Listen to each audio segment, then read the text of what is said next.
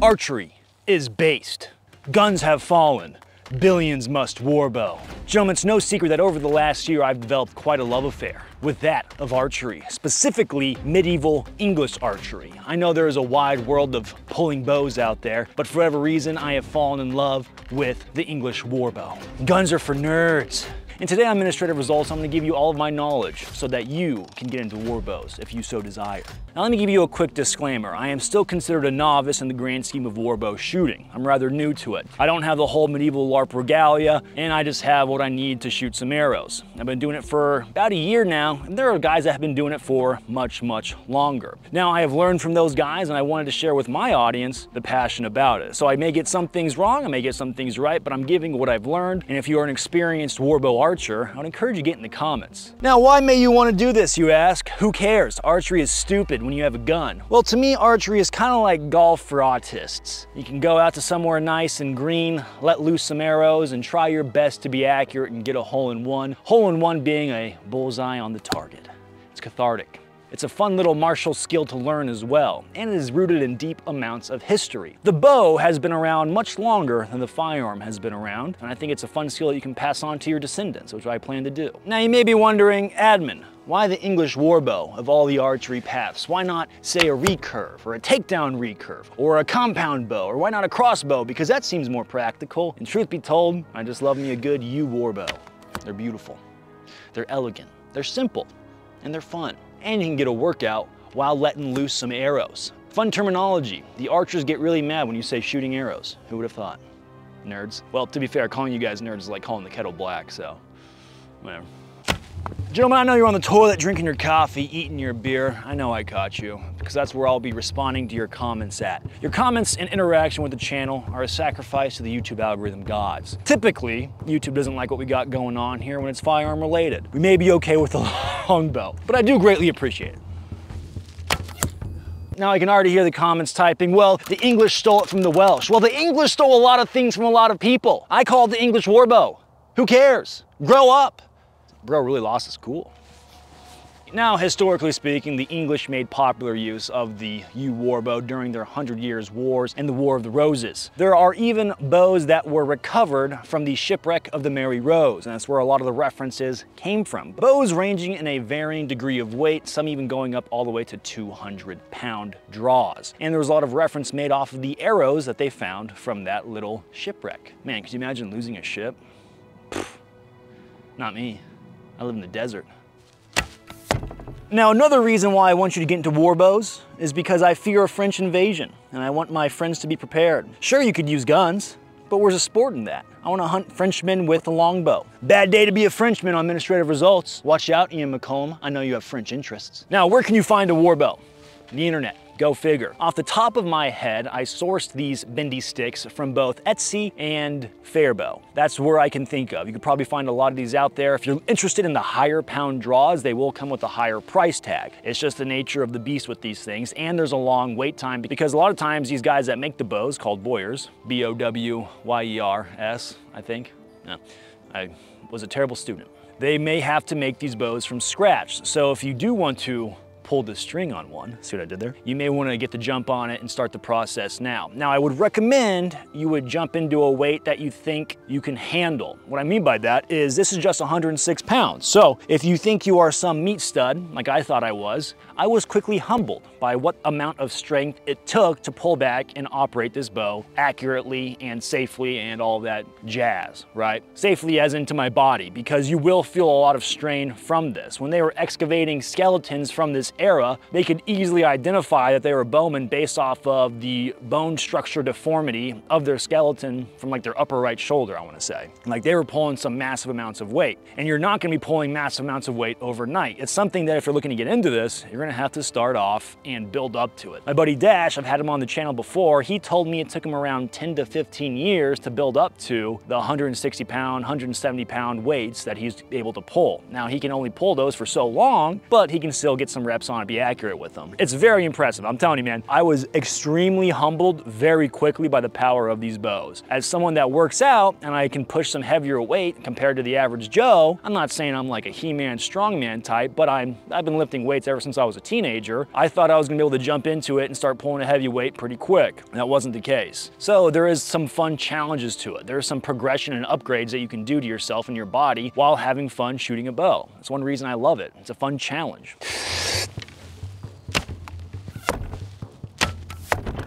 A lot of ass behind these things. It's crazy. I get the arrows to go exactly where I want them every time. Sure, they may not be the tightest group, but that's exactly where I wanted them to be.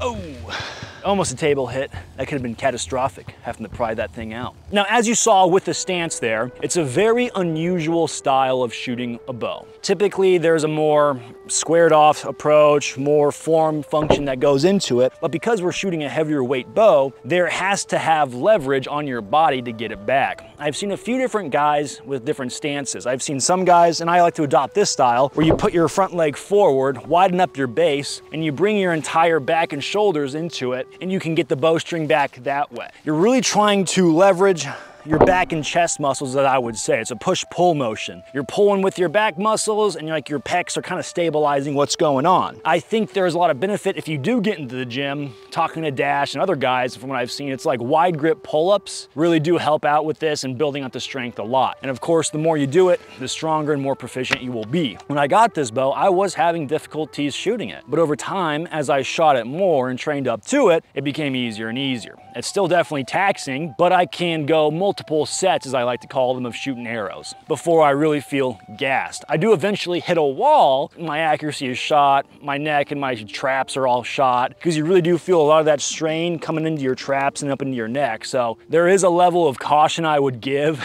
if you're looking to go all in. You're like, hey, I'm strong, I'm gonna get a 200-pound bow. I would say you're not gonna have a good time unless you built up to that thing. Another stance I saw was from Joe Gibbs. Joe Gibbs pulling a 160-pound war bow, and he was on Todd's workshop doing the armor testing a bunch. I look up to that guy massively, and he has an interesting stance where his feet are more together, and then he leans forward and does his shooting or loosing. I know there's the archers amongst you that get very particular. I can sense it in the comments. I can hear the tic-tac on the keyboard. Ease off. I do get it. I think learning about all these different subset genre and niche interests, there is always the guys that have a level of peak autismo that gotta have all that dialect and nomenclature down. For instance, in the gun world, if you said clips from referencing a magazine, people lose their minds. Sometimes I do like to say clips to troll people. It's fun. Want me to watch your clips? Watch my clips. Now there is a equation that I like to use for my interests, my hobbies, the things that I like to do. That equation is typically expense plus time plus convenience divided by whatever. I forget the mathematical equation that I wrote up. I'm bad at math. But I take all those factors and I throw it into what I would like to do. Some hobbies are very fun to do, but they can be rather expensive. Some hobbies can be very cheap, but they don't have the thrill of the more expensive hobbies. That's why with archery, I think it's a good combination of multiple factors, and you can do a lot with it. You can even put meat on the table for your family to consume if you get into the hunting side of things. Now, I think compound bows are wicked cool. Whenever I go to an archery range and I'm shooting this thing next to a guy that has a compound bow, it's like me being in a hot air balloon watching an F-22 Raptor fly by. They just nail their targets like within inches at 40 yards. My arrows are flying by the guidance of St. George, the patron saint of the archers. I might be right, I have to double check that. So it's really cool. But to me personally, my interests don't lie with the compound bow. As awesome of a piece of technology that I think it is, for whatever reason, it lacks that secret sauce. My hunter-gatherer, medieval peasant monkey brain can't comprehend its wheel motion of leverage and tension and all that. That's why I prefer the medieval English warbow. It resonates, and it's beautiful. It's a piece of art. It's classic. And it's historical. There's a lot of history tied in this kind of thing, and I am a fan of history. I may not always get things right, I may not know everything about it, but I thoroughly enjoy learning about history. Now, one of the more painful aspects of this genre of interest is when your arrows themselves do break. And if you're shooting these heavier warbows, that is very likely to happen. The amount of energy being transferred to a smaller bendy stick is a lot, and they're flying pretty quick, and if you mess up whatsoever, or if you've shot an arrow enough, you will see the effects of it over time. So that leads us to arrow making and that whole process. I personally have bought arrows, and I have made my own arrows, and I will definitely tell you, my arrows suck compared to the ones I bought. but I made them and they were much cheaper to make than they were for me to buy. Now, I will say this arrow was probably on its last legs, so it breaking isn't the end of the world, but it always does kind of hurt because you do put a lot of time and effort into making your arrows to make sure that they're of some level of quality. Now, this is an example of an arrow that I have made myself. The wood I'm using is of bamboo and it's rated for 95 to 100 pounds. If I'm not going a full 30-inch draw, then my 106-pound bow should be a little bit less in poundage, making it appropriate for this weight, I would say. Of the arrows that I have shot so far, I have found that these and their weight and their flight have all been pretty predictable, and I've gotten a lot better with them as opposed to some of the heavier arrows that I have. For example, and you've seen it before, but this one from Todd's Workshop is more of an appropriate Tudor Mary Rose style arrow, but the weight of this arrow seems to fly a lot slower when I shoot it from my bow. So that's why I preference something a little bit lighter. This video was made possible by sponsors such as Americana Pipe Dream Apparel, fantastic young zoomers getting after the milsurp space and arena. They do not sell English war bows, but they have a wide litany of other things. Things such as milsurp clothing and gear, e-bikes, night vision, knives, not night vision knives, and manuals, MREs, and a whole wide slew of military surplus items. They're even making their own jackets now, and they look pretty slick. I need one. I want to have it. We also got to give a big thank you to Optics Planet, the optics sponsor of the channel. I can't mount many optics on this war bow, and I don't know if I'd want to, but Optics Planet has you covered. Optics Planet want me to tell you about their stock of Rise Armament triggers, EOTech optics, and Pulsar thermals that they have on their website. Big thank you to Optics Planet. Use code ADAM, get you 7% off the entire store. That's ADMN. The female mind cannot comprehend the English war bow. When my cameraman Colton and I were on the way to go film, we stopped at a coffee shop to get some Joe. And the girl was like, "What are you guys up to today?" And I was like, "Oh, we're gonna go film some YouTube videos." "Oh, what are you filming?" "It's about the English war bow." And I could see her eyes glaze over like that of a great white shark's, and she had no interest. She was so off-put by the notion of the great English war bow. Women just can't comprehend its magnificence.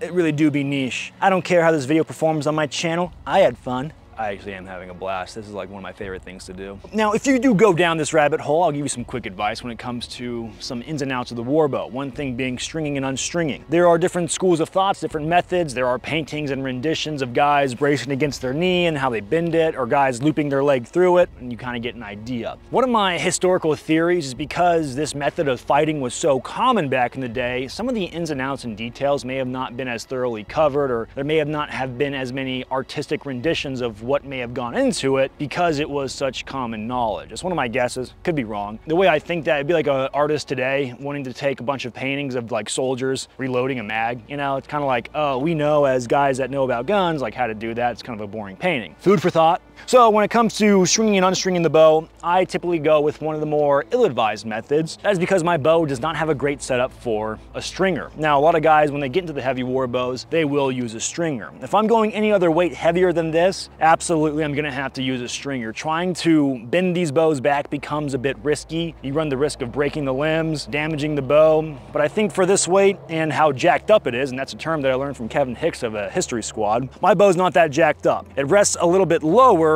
than what I'd like. Ideally, I'd like to string up to my thumb, but I found trying to use my stringer that I have or trying to bend it back, it's just too far for the string that I have to try out that measurement. It's really like only like an inch more, but the amount of poundage to get it back or how my stringer is set up is just not happening. Typically on these horn tips at the end of your bow, you will have an additional cutout for a stringer. Mine doesn't have that, and that's a learning lesson, and I wish it did. On my next bow, you bet your bottom dollar it'll be there, brother man.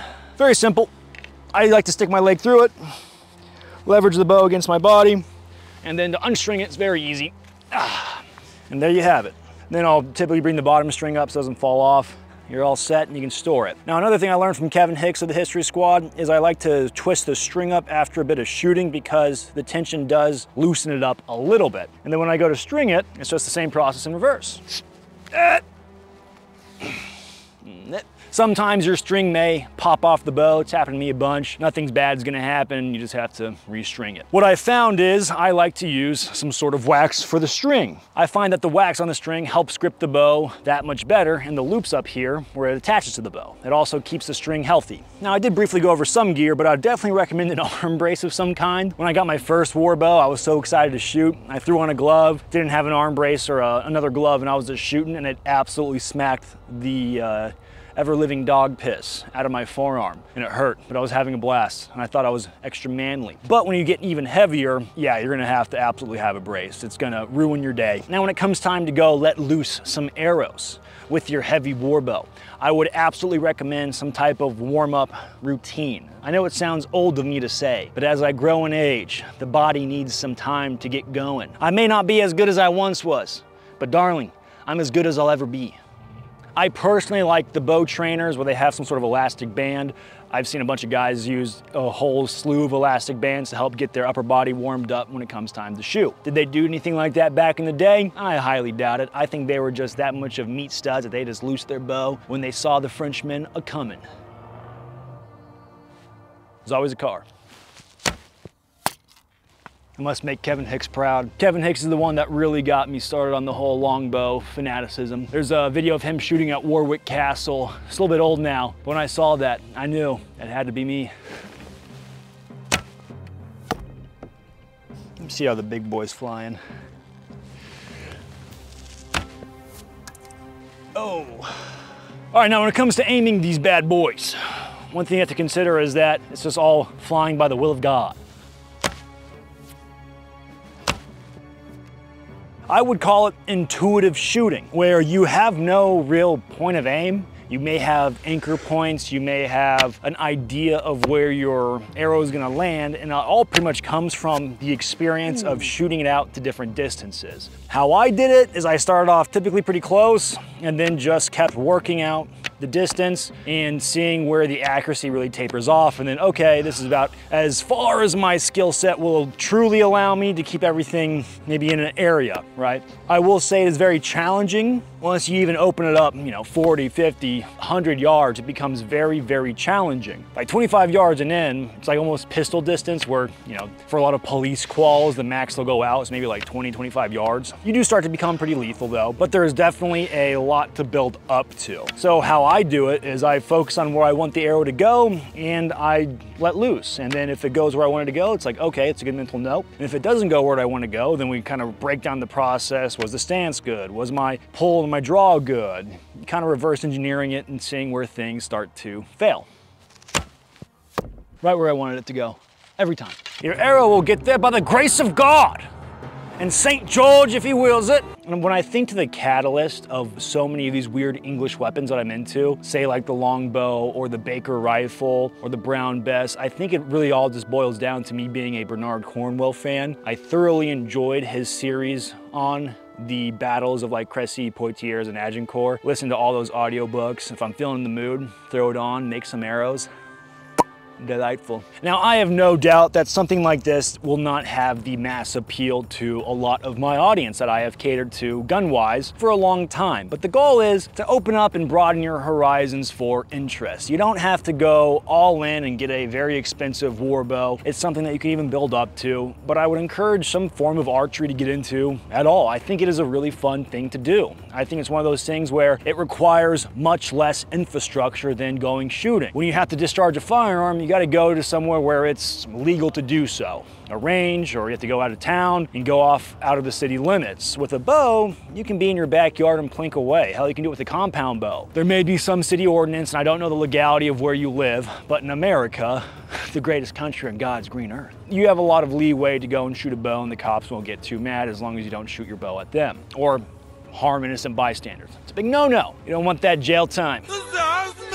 You gotta think historically speaking too, that the bow has been around for thousands and thousands of years. And the firearm in its handheld variations has only been around for 500–600 years, maybe pushing it back a little bit sooner, but those were very, very early style of firearms. So I think there may be some like blood memory that we all unlock. I know it's a meme, but maybe some blood memory you unlock by going to shoot a bow. Like your ancestors are like, do it, buddy, go shoot that war bow. And ultimately it is rather enjoyable. To me personally, I love the physical challenge of it. I love the idea where not only is it very hard to pull back and you have to build up that strength, but retaining the accuracy to do so. I found maybe some weird niche benefits. Like I know after shooting this bow for a bit, certain muscles on my right side are getting a bit stronger than certain muscles on my left side. And my wrists and my forearms getting a little bit beefier than what they would have been probably without shooting the bow. So you do get some weird fringe benefits. I haven't turned to like the Hunchback of Notre Dame where my right shoulder is just massive yet, and I don't think it's gonna happen. Even looking at the guys that shoot the massive war bows, they don't look horribly disfigured or deformed. The nice thing is if you're a felon and you can't own guns, you can own a war bow. You can literally just own a bendy stick.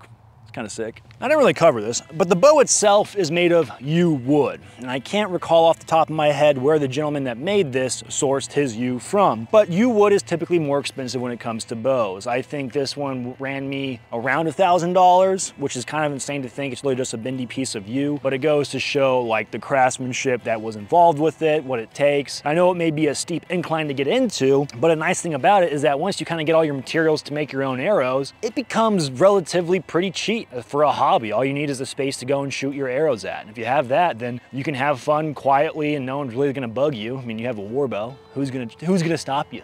You're invincible.